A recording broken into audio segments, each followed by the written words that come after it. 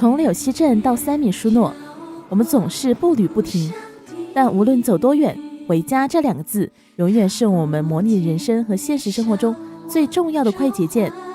小时候觉得年味是穿新衣拿红包，长大后才发现年味是无论多远都要踏上的归途。今年春节，我们想用模拟人生4做一件特别的事，我们要把这列满载归心4件乘客的火车变成一个流动的小家，每一节车厢都藏着一种期待，每一个座位都等一个归人。模拟人生4春节特别企划，现在准备发车，我们一起踏上回家的路。Hello， 大家好，我是布拉德莉莉。这一期我们来玩迷你火车接力建房。参与本次春节迷你接力的呢，依旧是我们的原班人马，有我米奇女士、喵呜蛋子、草莓肉包酱，还有一过炸鱿鱼老师，共同来参与建造。那我们的小杨老师呢，在春节期间依旧要在达瓦中备战高考，所以没办法来参与这次的建房。那我们就只好把小杨留在海边的这个小屋里面帮我们看家。这一期的建房呢，我们每个人需要建造一个3×5的小车厢。那我也是这一次火车接力的第一棒。那我们列车第一站就来到了亨弗昂贝格利，我们的乡村生活地图就非常的有过年返乡的感觉，而且看到被白雪覆盖的田野，总是给人一种淡淡的乡愁。那我们现在眼前的呢，就是我们这一次小列车的雏形。因为想比较有过年的气氛，所以我们的车厢外表呢都是这样的红色，还是蛮喜庆的。这个呢就是我的第一节车厢。那我们现在先来把它的外表改造一下。那这一次这个车厢的风格呢，我想把它装饰的比较复古浪漫一点。那首先呢，作为第一棒的福利，我想稍微的偷一点面积。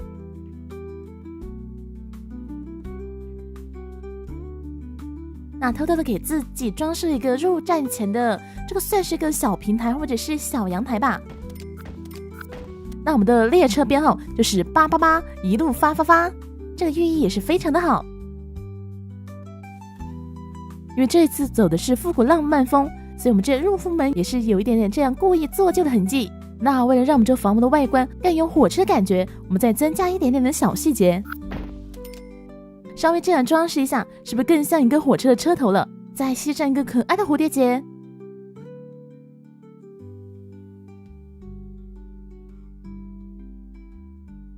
那我们车厢侧面也是将这浪漫的氛围贯彻到底，车厢上被这样漂亮的玫瑰所包围。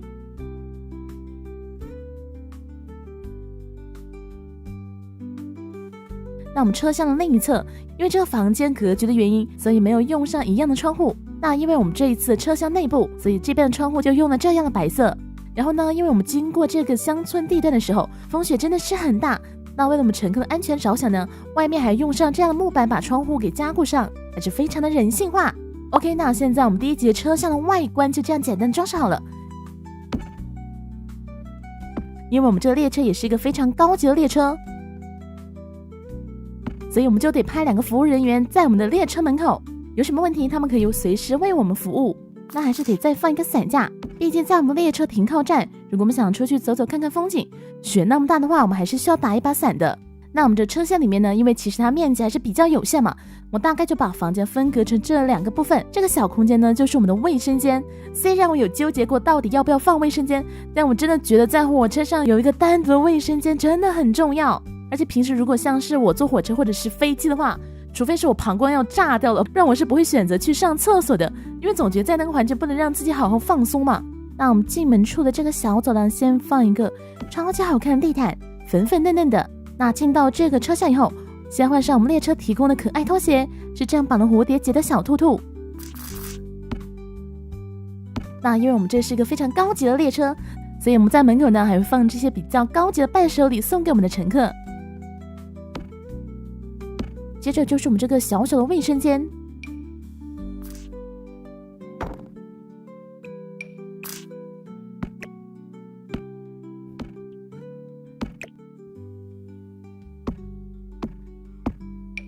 那在列车上卷纸也是非常的重要，如果没有纸请求工作人员帮忙的话真的很尴尬。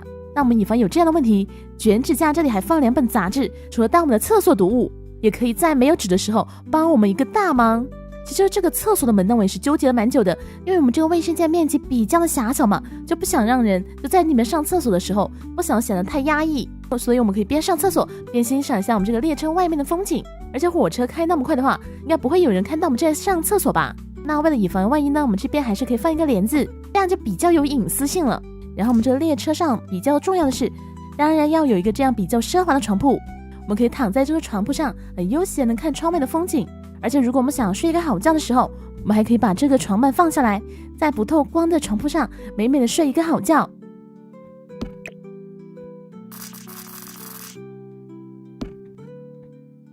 然后这个床上的话，我想多放一些，我想放很多很多的枕头，在这个床上想怎么睡就怎么睡。如果一个人在火车上睡觉比较害怕的话，我们就放一个玩偶熊来陪我们入睡。感觉这个床上放那么多枕头，好想在上面打滚啊！再放一朵这样的玫瑰，毕竟我们是个浪漫的列车嘛。那这边呢，我就想放一个小桌子，可以作为我们的办公桌或者是餐桌来用吧。然后在这里呢，我想放一个小沙发的。我一直都很向往坐在列车沙发上，边吃饭边欣赏窗外的雪景。在回家列车上，我们就用这样美丽的风景疗愈一下自己当了一年牛马的辛苦。那这个桌上的话，我就打算放非常非常多的杂物。首先我们还是要带一个电脑的，在路上可以玩玩游戏，或者是傻逼老板又突然来什么工作，我们都可以在路上解决一下。那在坐火车的时候，真的是一定会买很多零食在车上吃的，这个也是坐车乐趣之一嘛。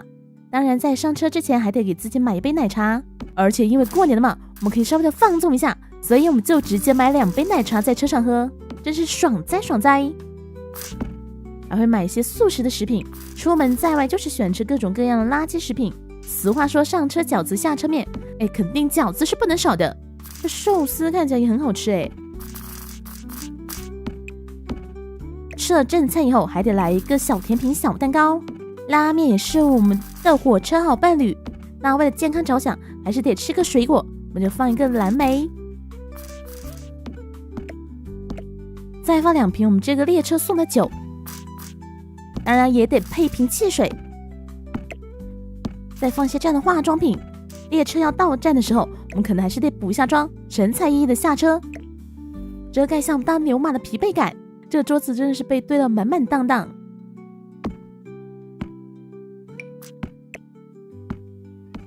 这里还可以再放一个可移动的小电视，我们这个列车就是这么的贴心嘛。这里再放一个床头柜，其实这个床头柜呢也是一个小冰箱，毕竟我们买了那么多吃的，如果吃不完的话也可以放在冰箱里面。这个书堆呢大家也不用担心，它是被焊死在我们列车上的，所以是不会散架的。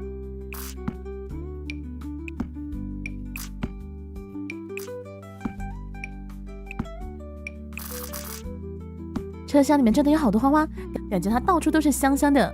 在香香的车厢里面，当然也要听点放松的音乐。那其实我觉得我们新年回家的时候，一个行李箱的话，可能真的装不完我们的东西，特别像冬天的衣服又厚又重的，还会给家人买些礼物，买些特产。所以我们这里再放一个行李架，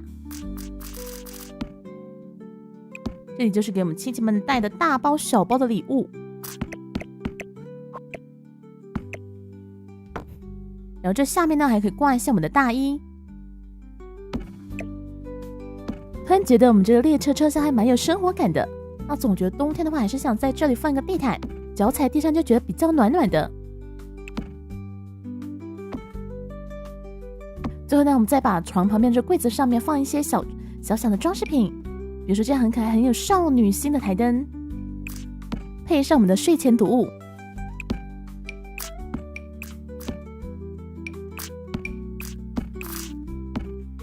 我发现这里有好多这样小兔子的装饰，就真的很可爱嘛。毕竟我们这个列车上的服务员也是兔子先生，所以多一点兔子的元素也是很合理的。OK， 那我们现在第一棒的火车车厢已经装饰好了，我觉得整体的风格还是比较的复古浪漫。我觉得辛苦一年，可以在这个回家路上好好的享受，好好的休息一下。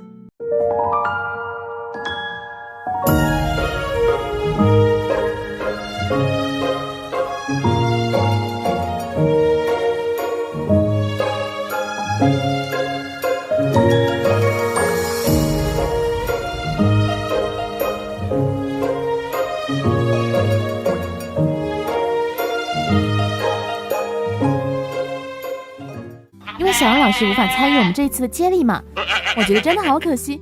所以呢，我就把我们的最后一节车厢原本留给小杨的位置，给他装上几只羊，也算是给我们小杨老师带的特产吧。但是呢，我又怕其他几位 UP 觉得我比较偏心小杨嘛，所以我给每个人都装了一点特产。我就是这么平等的爱着每一个人。像米奇老师，我就给他装了鼠鼠，因为米奇是我迪士尼的盗版老鼠嘛，所以这对老鼠感觉很可爱呀，就很适合他。那草莓老师也是无需多言了。Hello， 大家，我是草莓，愿你们一路上的风景都朝家的方向温柔的展开，祝你能平安的到达那个永远给你留灯的地方。当然，家里的特产别忘了给我带一份哦。已经为他的车厢带上他最爱的男人。那蛋子老师呢？这个春节假期可以吃鸡吃到爽，可以尽情投入我们母鸡的怀抱。Hello， 大家好，我是蛋子。那希望还在路上的大家旅途顺利，平安到达。那也祝大家马年所愿皆如愿，所行皆坦途。因为我们炸鱿鱼老师非常喜欢吃炸土豆嘛，所以就给他准备了很多的原材料。我就是这么的贴心。那现在呢，我们这辆火车马上就要开往下一站，不知道接下来我们会迎来什么样风格的车厢呢？那我们的小火车就继续出发。嗨，大家好，我是米奇。那这次的 mini 新年火车，我抽到的是第2棒。因为我们这类火车的外形有点像现实中会出现的朴素火车，注定是一场漫长的返乡之旅，所以呢，我想为我们米奇打造一间超级豪华单人车厢，让我们米奇在回家赶路的过程中呢，也能更加舒适一些。那我选的地图呢是冒险启程 DLC 的吉比甲，这里呢是群山环绕，面朝大海，我觉得还挺像我的家乡温州的。但是我一进这个地段，我就发现我的车厢里多了很多奇怪的东西，这一看就是隔壁莉莉送的。这个是那个鬼妈妈动画片里面鬼爸爸的一个玩偶，但是我觉得还是先给他留着吧，毕竟也是莉莉送的嘛。然后这个小老鼠呢，我也打算给他留着，这个粉色的就不要了。那既然如此，我觉得我也应该给莉莉老师送一些年货。我要在她的床底下放一个骷髅。我们给其他老师也送一些年货吧，给草莓老师放一个草莓。这里怎么还有个伯爵啊，吓死人。蛋子老师的车厢里呢，全都是鸡跟蛋啊，那我们就在蛋子老师的车厢里放一卷纸吧，蛋纸嘛，喵呜蛋纸放在这里。土豆老师的车厢呢，就放一盘土豆。接着呢，就是我们的小杨老师，小杨老师车厢里呢，我就放一只羊。那给所有老师送完年货呢，我们就快速的把我们车厢的外观给建造一下吧。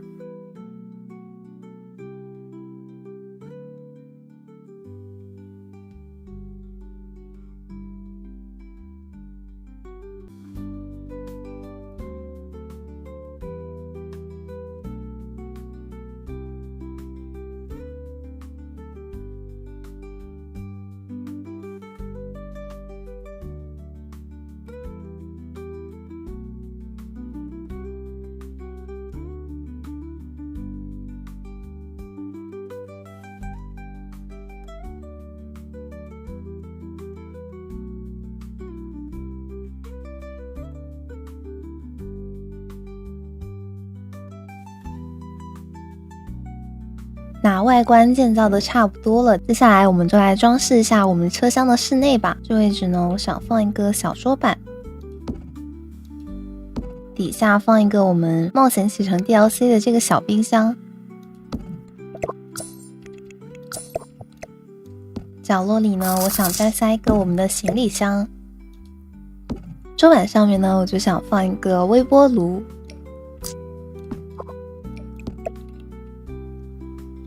因为我们这个火车它这里是没有办法放得下我们的厨房了，而且我觉得我们在车厢里面做饭是好像也不太现实吧，所以呢我就想放一个微波炉用来热一下平时送过来的餐食。旁边这里呢就放一个可能是这个车厢自带的一个胶囊咖啡机，上面呢就放一些牛奶。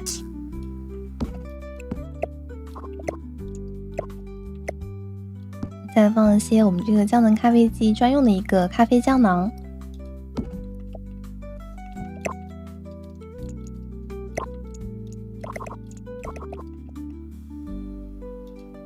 那微波炉上面呢就放一些咖啡杯。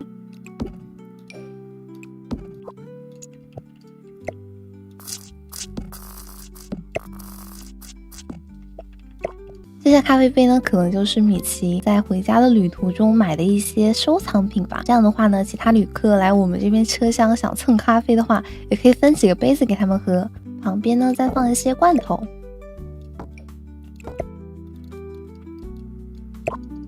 那这面窗户上呢，我们就挂一个窗帘，这位置呢再加一盏壁灯。那我们入门口这一块呢，放一张地毯，再放一个可能是我们车厢送的一个一次性拖鞋。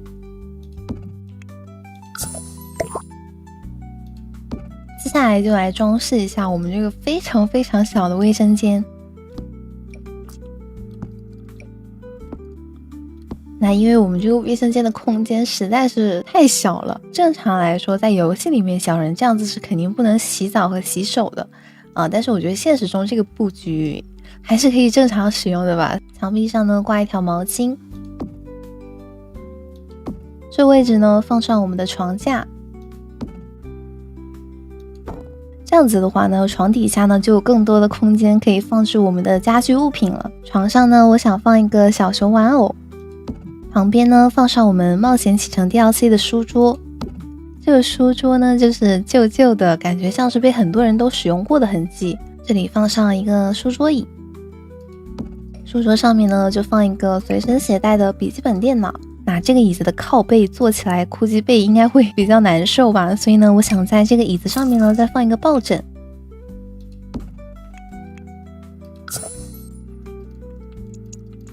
角落这里呢再放一个我们冒险启程 DLC 的一个行李箱。接着呢我们就在这个书桌上面放一些杂物。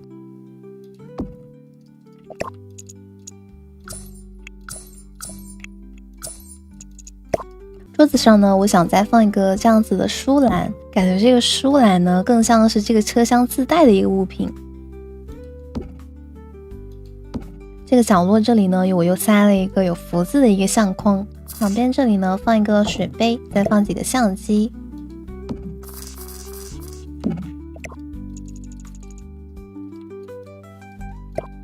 这位置呢放一个我们出行随身带的一个手提包。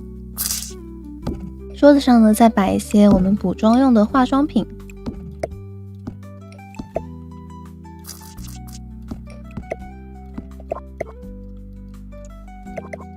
这里呢我想再放一个隔板，可以把我们床底下的区域呢跟这一块稍微分割一下。那这个书桌底下呢就塞一个我们 Lily 送给我的老鼠玩偶，就放在这个地上吧。这边墙壁上呢挂一个我们车厢的路由器。接着呢我想把这面墙也给装饰一下，我们挂一些装饰画。这位置有点空，我们就再塞一个懒人沙发椅。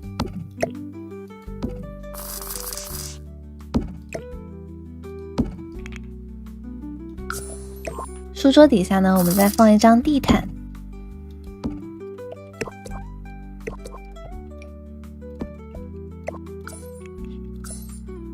那因为现在是冬天嘛，所以呢我想在车厢里再放一个暖气片，窗户这里呢再加个窗帘。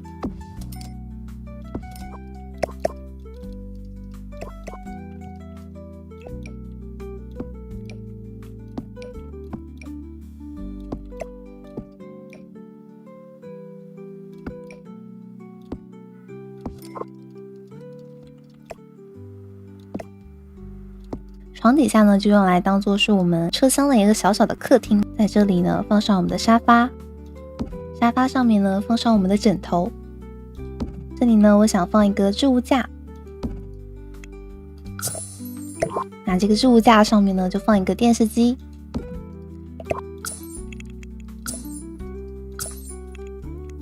旁边这里呢再放一个可以唱歌的音响。那这个置物架上面呢我们就再放一些米奇的杂物，旁边这里呢再放一些米奇的衣服，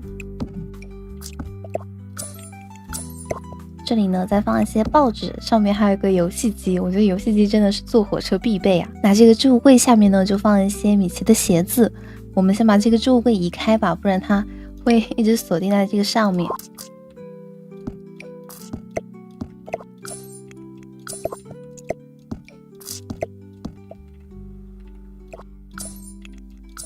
那那这里呢就再放一张黑白条纹的地毯。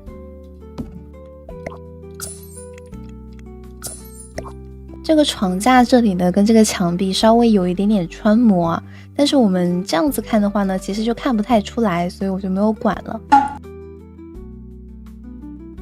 那这边墙壁上呢就挂一个我们外出要穿的外套，再挂一个包包，再挂一顶帽子。墙壁上呢我们再挂一个灯条照明一下。角落这里呢我想再放几个坐垫，也是方便其他旅客其他老师来我们这个车厢玩。那我们室内的全部区域呢就到这里完成啦。接下来我想把这个室外也再稍微装饰一下，外面呢我们放一个冒险启程调，是一个路标。还有呢就是莉莉老师送给我这个非常非常猎奇的玩偶，但是我觉得这个小老鼠的列车员真的很可爱，所以呢我想给它还是给它利用上吧。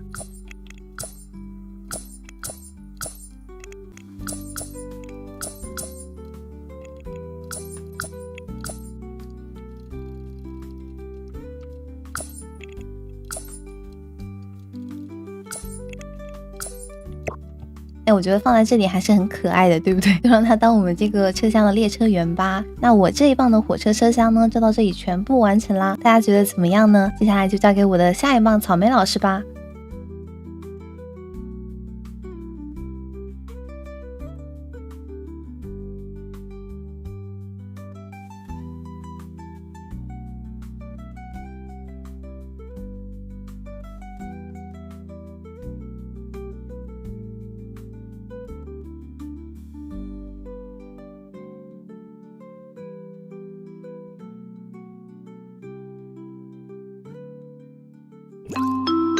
Hello， 大家，我是草莓，轮到我上车啦。这次我是新年列车的第3棒。那作为本地人，可能过年不太有回老家的这个动作呀，取而代之的呢是出去旅游比较多。所以这一棒，我们的列车开到了一个精灵主题童话乐园。我特意呢把这个地段也做成了一个水上站台，就特别有氛围感。就当是草莓刚玩完，准备跳上乐园的特色主题列车，晃晃悠悠的回家过年去吧。这来了怎么还有礼物呀？这伯爵一看就是莉莉给的。咱们就是说主打一个乌龟原主，放到莉莉的洗手间里吧，上厕所的时候就有人陪了。哦，这边还有一张，稍微给他选一个更劲爆的，送给蛋子吧，陪伴他一个人的旅行。米奇送的草莓，我把它放在小老鼠旁边，哎嘿，还蛮可爱的。那接下来我们先来装修车厢的部分。车厢外观的话，我也想给它做成一个童话定制版，就好像是来乐园才能做到的一个专属车厢。怎么说呢，是我们精灵童话乐园的特色打卡区吧。那上面的屋顶呢，我也给它做成自然派系的，好像有一些精灵的小翅膀在上面，在火车运行的时候是可以收起来的，到站的时候呢就把它打开，打造一种氛围感。等一下，米奇老师的小老鼠好像被我卡到水底了，哎，建完房再捞吧。车厢上面我想再放一个小蘑菇，我们拿着票都不用找几号车厢，看样子就走对啦。那进入到车厢内部，我简单的分割了一下我们的休息区和日常餐饮区，还有一个小小的洗手间。整体构造我还是想保持传统火车这种前后自人的这种感觉。隔断的墙上我们也先安上优雅的壁灯，整体俯瞰是这样的感觉。那首先我先来装修进门的这个区域，简单的想放一个收纳的空间，上面呢就摆一些草莓在童话乐园买的纪念品和伴手礼，上面这一层呢就摆一些旅途中需要读的书吧，再放一个可爱的小杯子，最上面一层就摆一些有童话氛围的装饰吧，把我们这个进门区好好的利用一下。那在这边这一角呢是我们火车的餐桌区，因为草莓刚从童话乐园疯玩了一整天回来嘛，那脚肯定已经是累到不想动了，所以我给它呢选择的是这种绿色条纹感的舒适沙发座椅，还蛮有老式火车的感觉的。旁边呢放一只穿毛衣的小熊，陪着草莓一起回家吧。后面这个空隙呢刚好可以塞一个行李箱，这边可以挂一个绿植，窗帘的话让它稍微往下一点，这上面摆一个火车必备的行李架，有一点复古童话感。桌子上呢我们就摆一些匆匆忙忙上车的外卖袋子啊，在车上刚点好的咖啡和甜品，吃了一半的汉堡。从乐园里刚摘的新鲜的花，主打一个刚玩完还舍不得走。下面我们放一些行李，就这样搭一下。那接下来是这边的行李架上，为他们摆上更多的行李吧。这个是小熊的帽子，上了火车就摘下来了，还有草莓的一些行李，各种各样的大包小包。把这个架子再稍微往下一点，这样看上去更好看一些。OK， 那到此为止，这边的餐桌区我们就打造完毕啦。接下来我们来装修我们的沙发会客区，就选这个超舒服的沙发。这个后面的门是一个装饰，因为真正我们的草莓是从这边进门的，也符合一个火车的动线嘛，所以这个门呢，其实我们就把它作为一个装饰。后面的话，我们还是摆上行李架，这边挂一个有氛围感的灯，沙发上放更多可爱的垫子。这边挂一个在乐园里买的小鸟，行李架上我们就放更多的包包，没办法，回家多买点年货嘛。这个最好的塑料袋呢，就是没办法硬是要塞进去的那种，坐火车是这样的。放一个很放松的拖鞋，毕竟玩了一天了嘛。这边挂一个可以挂衣服的。好的，那这样的一个温馨的沙发区就打造完毕啦。接下来我们一步来装修我们的洗手间。首先我在洗手间的外面放了一个这样的帘子，因为我们这个空间很小嘛，然后旁边2家都有很大的洗手间了，所以我觉得像洗澡呀什么的，我们顺着那个车厢去到其他人那里洗就可以了。这边我就简单放一个救急的马桶和一些整理妆容的地方。马桶的话就放在这边，上面我们就用这个在乐园里买的一些饮料的盒子做一个简单的这个化妆品和洗漱用品的收纳，上面就简单挂一个毛巾架，不做过多的装饰。这边的话呢，OK， 我们先放一个这样的收纳架，这个收纳架上面我们就放一个可爱的纸巾，然后在上面的话我想挂一个这个牌子，其实我们可以假装它是一个就是很多游客都在上面会去写一些东西的这样的牌子，这个就假装是它的反面，然后我们这边呢挂正面，那每个进到这个火车上面的游客呢都可以在上面留下自己的一些纪念。在上面我们就放这样的一个镜子，镜子上面放香皂和一些洗漱用品，然后这边小小的区域还可以再挂一个吹风机，下面的话放一个防滑垫。那我们一个很简易的洗手间的部分就打造完毕啦，从外面看也是完全看不到的。好的，那我们到此为止，这边的第一个空间基本上就全部搭建完毕了。接下来我们移步到隔断的里面，算是一个我们更私密的空间。首先呢，我想还是放一个这样的上下铺的结构，下面摆一个绿色系的桌子，也是特别可爱，有点童话风的。椅子为了省地方就摆一个这样的吧，感觉这个里面也可以做一个收纳的箱子，上面我就放一个这种特别舒服可爱的床垫，然后摆更多的垫子。那我们懂的都懂啊，火车上最值钱的包一定要是放在自己的腿边上的，这样就有满满的安全感了。那因为我们车厢的空间有限，每一个空间都不能浪费，那这边的侧边我想给它放一个这种和这个桌子特别匹配的，也是这种火车有点锈锈的冰箱，就是感觉跟这个列车经历了很多个故事。然后上面呢我直接摆这样的橱柜架，这样我们就可以在上面再摆一个微波炉，角落处放有精灵感的蜡烛装饰，这个上面我们就放一个可以陪伴草莓在这边学习工作的小兔子。然后因为卧室的区域比较隐秘嘛，我们放2个窗帘。那微波炉上面呢，我们直接架一个这样子的一个托盘，托盘上面可以放一些咖啡豆、养乐多，还有一个可爱的小花花杯子。然后这边的话我们放一个便携式的笔记本电脑，还有 iPad， 下面铺一个舒服的地毯。椅子上呢我们也堆一个这样的包。那接下来我们丰富一下这个桌子。首先墙壁上呢我想给它加一些装饰画，也是这种自然童话系的，还可以贴一些花花什么的。就大概这样简单的拼一拼。这边的空档呢可以放2个箱子，刚好一大一小，没办法，我们草莓行李就是多，这里塞一个行李袋。接下来我们丰富一下桌子上的物品，这边摆一个也是鲜花系的音箱，然后这后面呢可以摆一些我们在乐园里玩的时候买的盲盒。纸巾的话我们夹在这个盒子上面，然后前面摆手机还有墨镜。 OK， 就大概这样吧，也是一个很温馨的小桌子呢。那这边我们爬楼梯的下面也放一个舒服的拖鞋，那我们从外面这个隔断看过来呢，不会漏太多的杂物，刚好可以露出这个学习工作的空间。夜晚这种淡淡的黄色光的下面也是绝了。在我们爬上来的这个空间呢，我还是想再摆一个这个小架子，可以稍微把窗帘往下移一点。这个架子上呢，就放一些我们躺在床上可以随手拿到的东西，比如说一些饮料啊、喝水的杯子，还有比较贵重的行李箱、化妆包。因为我一般在火车上，其实早上洗完脸可能会到我的床上进行一个护理的动作，最后再摆一个就当它是漱口水了。好的，就这样摆一下吧。那这边墙上呢，我再给它挂一个吉他。夜深人静的时候，在条件允许的情况下，我们可以在床上弹弹吉他。最后我们再转回这个空间，因为冰箱这边呢还有一些空地方，所以我想放一些还是这样更多的收纳箱，充分利用好我们的每一个空间。那这些东西呢，都是草莓给家人准备的伴手礼。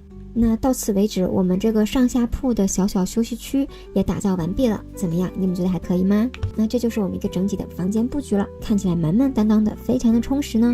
那最后我为我们的精灵乐园加一个火车站台吧。认真的粉丝宝宝可能发现了，我这次的建房呢，在游戏里的时间采用的是从下午到夜晚这样子时间流逝的感觉，比较符合我个人一个坐火车的偏好时间。哇，朋友们，你们看这样等火车是不是太帅了？前面转过去加更多的藤蔓，角落处立一个小小的花园精灵站牌。接下来我们用这个桌子给它拼一个树桩，为这个站台增加更多的绿植，更梦幻更童话一些。左边也是同样的操作，站台中间的这个镜子呢，刚好可以映射到湖水和火车，也是一个打卡自拍的绝佳地。闺蜜们，你们就说美不美？太美了！我觉得加了水以后特别有仙境和童话感。米奇老师的小老鼠也被我从水里救出来了，就这样和草莓左右相依吧。对了，还有几个外观细节没有和大家介绍。首先我给6个车厢都加上了1、2、3、4、5、6的序号，但是莉莉怎么能是1呢？莉莉只能是0。火车头上我也加了一个小小的骷髅。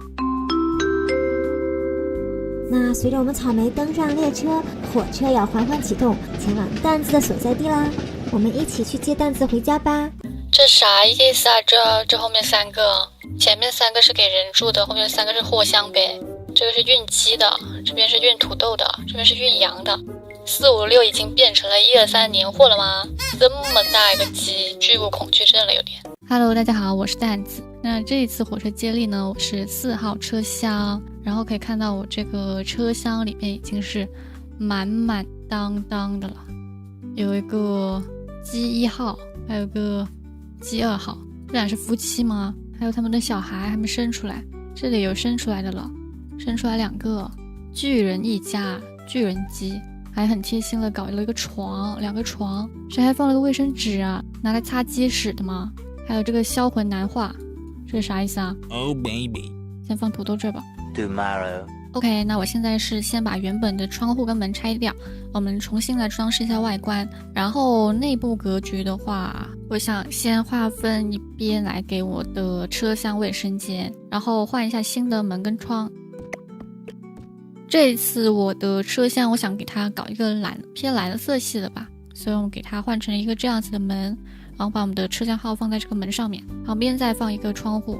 我希望这个车厢就是光线好一点，然后整体通透一点。我海景这面放一个这种可以折叠的窗。车厢的4个角落我们给它加一个柱子装饰。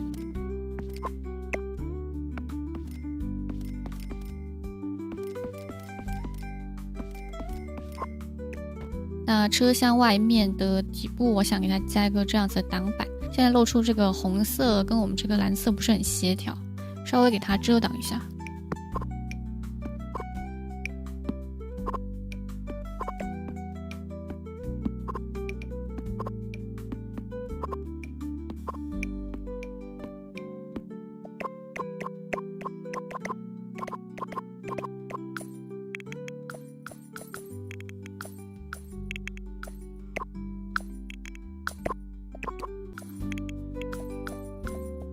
那我们这个地图是选在海边嘛，所以内部整体色调的话，我想用一个蓝白色。我们就先来换一下我们的壁纸跟地板。窗边我们再给它加一些花台做装饰。对我来说，回家路上的话，我一般就是喜欢听听歌，然后就是睡觉，最多吃一点小零食。所以主要的地方我就想放一个床，然后再来一些桌面可以放东西就可以了。这个地方呢，我想放一个比较适合海边的吊床，铺上我们的被子跟枕头。靠墙的地方我们再放一点抱枕，比较喜欢这种被枕头包围起来的感觉。再来个玩具小熊吧，那我们就不往高处搭建了，因为我比较喜欢层高比较高的空间。像之前坐过那种火车，而且我当时买的还是中铺，那个空间很小，而且全程只能躺着，非常不舒服，所以我们就直接摆一个双人床在这个地方。那靠近窗边的位置我们就放一些桌子吧，像这个地方我们就可以直接坐在这个床上，这里我们就放一个平板，一般出门如果长途的话只是带一个平板可以玩玩游戏。角落我们放一个绿植，可以丰富一下我们这个环境。旁边我们放一本书，虽然肯定是没有看的，但就是装样子嘛。然后戴着个墨镜，如果太晒的话戴着墨镜看书。角落放上我们的随身包包。那如果坐这种车厢的话，一般肯定是长途啦，所以我喜欢把妆卸掉，因为顶着妆太久时间真的很不舒服，所以我们这里可以放一些护肤品跟彩妆，还有把我们的首饰也脱下来。旁边再来一杯车上点的拿铁，再放一个拍立得在旁边，这拍立得真的是我出门必备，很喜欢这种随拍随出的感觉。那像我坐车的话，其实不是很喜欢吃东西，但是我必须要喝饮料，所以旁边我给它放上各种酒水，还有一些小饮料。那我们这边如果脚悬空的话还是蛮不舒服的，所以刚好米奇老师送了我们一个超大桶卷纸，我们就放在这里垫脚吧。哎，这怎么带了个蛋壳啊？那我们这节车厢光线还是蛮足的，所以我们还是放一个草帽在床上，如果太晒的话可以拿它遮一遮。那我们的行李箱就可以堆放在这边的桌子下，这行李箱看着还蛮薄的，肯定装不下我的衣服，所以我们给它放2个吧。另外一些随身小东西可以放在这个行李箱上面。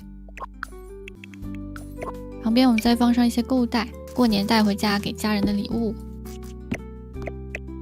别忘记前面给我们的礼物啊，这个陶瓷母鸡我们就放在这里吧，这个其实还蛮漂亮的。那像长途旅行的话，我觉得最好消磨时光的东西就是拼图了，我真的超级爱玩拼图，所以我们放一个拼图桌在这个地方，刚好可以把它当成是一个抽屉。这里再放一个望远镜，如果我们行驶在海边的话，可以拿它看一看远处的风景。还有我们在等待孵化的小鸡也放在这个地方吧。 OK， 我们破壳的小鸡去哪里了呢？在我们的床上，对他们也太好了吧，让他们上床。这个看起来很需要安全感，我给它放在角落，被这个枕头包围着。这只看起来比较勇敢哦，我们放在草帽旁边，怪可爱的呢。 OK， 那这个桌子边我们给它放一个高一点的椅子，那上面我们给它放一个靠垫，把我们的围巾挂在这个椅背的地方。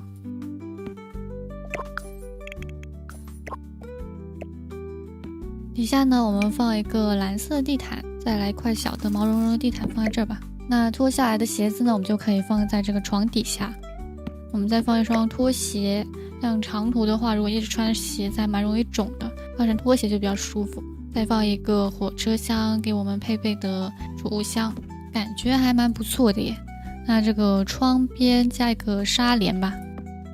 靠床的墙上我们放一个地图，可以看一下我们经过了哪些地方。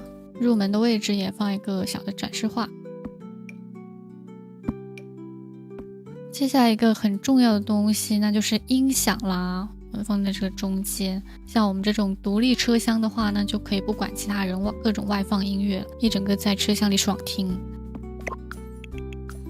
OK， 那下面我们来装一下卫生间，因为喝了很多饮料，所以这卫生间肯定必不可少。放一个马桶在这儿，这里放一点香薰，让卫生间空气好一点。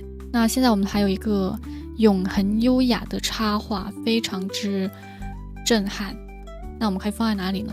我觉得我可以把它放在这个窗户里面，因为我们这个地方刚好是我们卫生间嘛，放在这里的话可以让大家以为这里面有一个这样子的男人在里面洗澡，又可以保护到我们的隐私，这样若隐若现，是不是还蛮有诱惑性的？简直就是个天才。然后里面背面不太好看，我们加一个这种石板给它遮一下。哇哦，简直就像这个车厢的一部分呢，超级吻合。这里呢，我们放上我们的洗手台，还有我们的镜子，旁边来一点牙刷，还有洗手液，这里放一个口红。快要下车的话，可以先补补妆。还有我们的橡皮筋，这样洗脸的话把我们头发扎起来。那中间我们加一个装饰，这样透过玻璃门看卫生间不会太单调，感觉还不错呢。那到晚上的话，我想把这个主灯去掉，加一点我们这种小灯串，这样更有氛围感，而且在海边就很适合加这种小灯串，这样子到晚上有一个比较微黄的氛围光，看着外面的海水跟星空，真的很漂亮诶。那车厢外面有点太暗了，我们在这里加2个小灯串，看起来蛮不错的。 OK， 那最后就是我们这个大公鸡啦，我们就放在门口当做是我们的管家吧，下面铺一些稻草，再给我们的鸡先生来一个草帽，还怪可爱的呢。 OK， 那我的4号车厢就装饰完成，属于是比较简单的功能啊。最重点的地方就是床铺，像这种长途的话，我一定要很舒服的睡觉的地方才行，所以我们就有一个比较大的，然后很多枕头的床，看起来还蛮舒适的。上面还有我们刚出生的小鸡。那娱乐活动的话，主要就是平板看电视或者玩游戏，还有这块的拼图，再喝一点小饮料，非常舒适。OK， 那给到土豆老师之前呢，先给他们留点小礼物吧。那给土豆老师来一个这样的小猫咪，超级可爱。然后我们的小杨老师没法回家过年的话，也给你送一个小礼物吧。当当当当。OK， 那我这一站就到这里，让我们的火车继续开往下一站吧。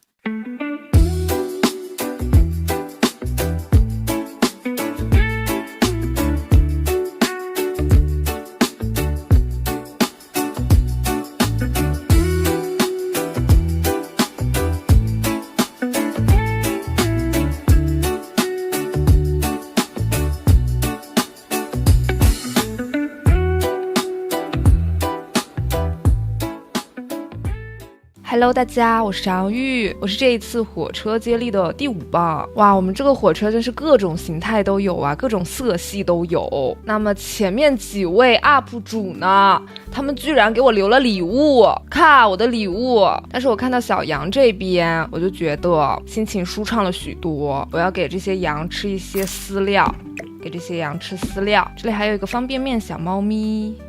我这边也有一个，哇，这个小猫好委屈的感觉，我的天哪，这个小猫我要留着，先放到外面。剩下的像这个削皮土豆的工作，这个工作交给蛋子做，让蛋子好好在这里削土豆，放下了。别拼图了，拼什么图？削土豆啊。然后这个我们把它放在这一趟列车的车头。OK， 我们这样就把这些东西均匀的给分配出去了，我们给自己留一个这个土豆就够了啊。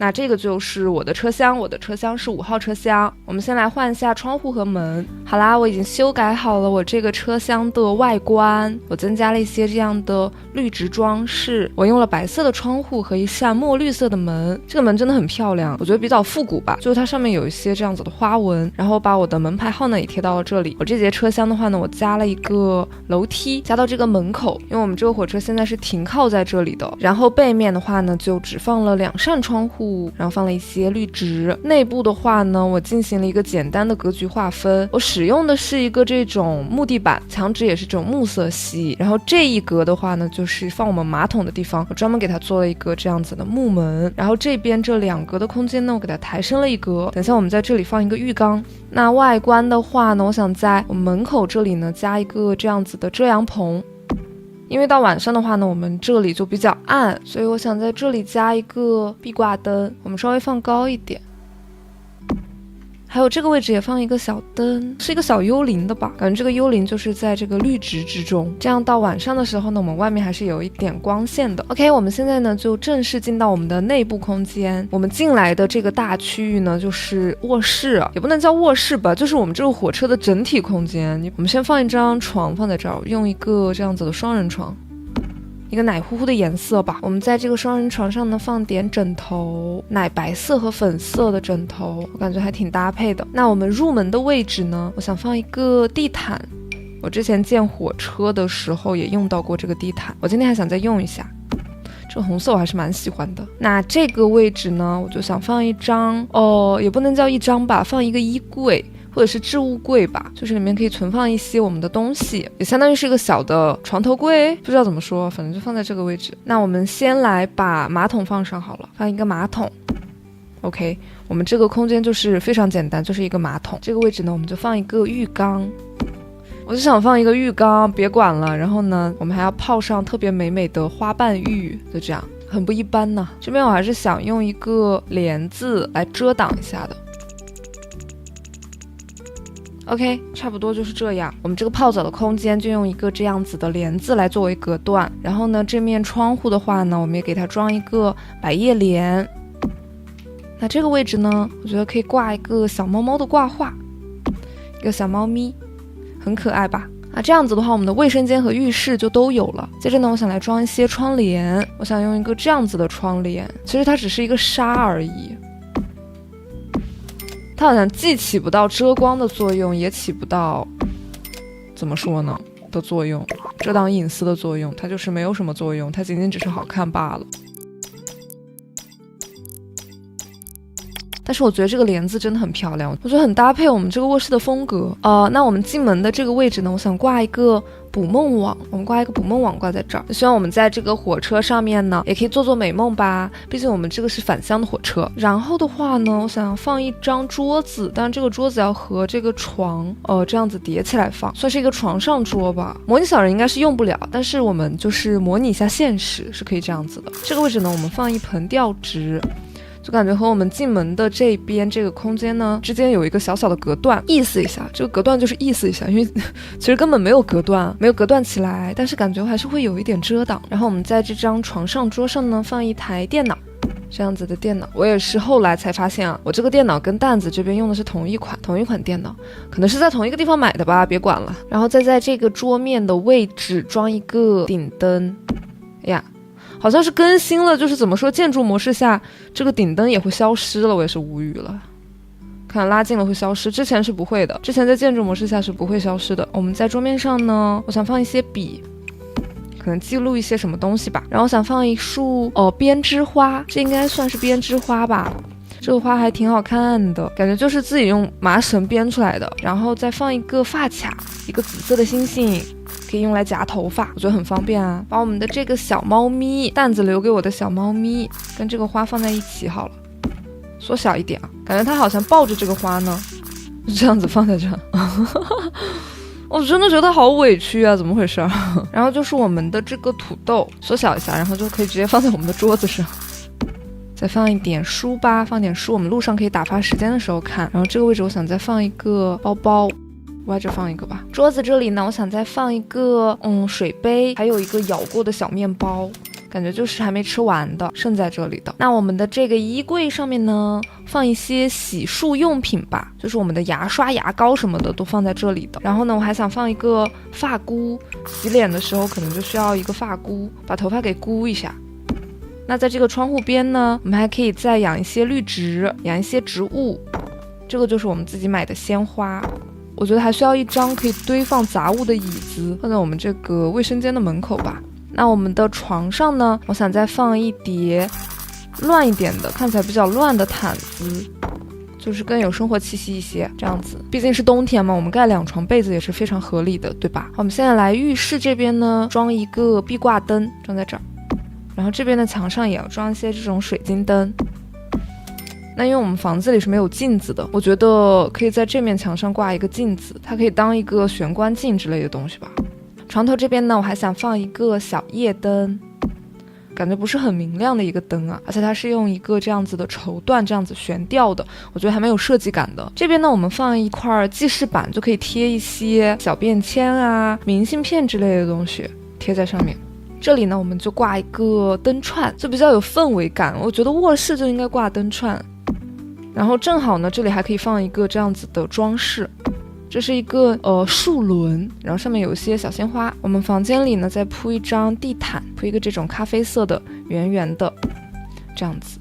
我们再放一个小狐狸的玩偶放在这儿，感觉好像它抱着这个杯子，好可爱啊。调一下光线，黄昏的时候光影好漂亮啊。 OK， 那我的这节车厢呢就布置成了这样，就是比较简单，但是我觉得很舒适啊，感觉是一个可以美美休息、美美放松的一个小空间。那最后呢，我决定给小杨这边铺一个墙纸和地板，不然它这里还是水泥墙、水泥地，光秃秃的感觉很可怜。铺一个木地板，再铺一个这样子的草原一样的这种墙纸，也不能说是草原吧，这算是什么呢？反正就是丘陵嘛，山丘平原，反正就是一个这样子的大自然的环境。这节车厢拖出去之后呢，就把这些玩具羊全部都放生了，放生回归大自然。好啦，那这个就是我们这一次的火车接力。如果大家喜欢这种形式的接力建房的话，记得给我们多多的点赞，还有评论弹幕告诉我们哦。好，那我们本期视频的全部内容到这里就结束了，非常感谢观看到这里的大家，我们下一期视频再见了，大家拜拜，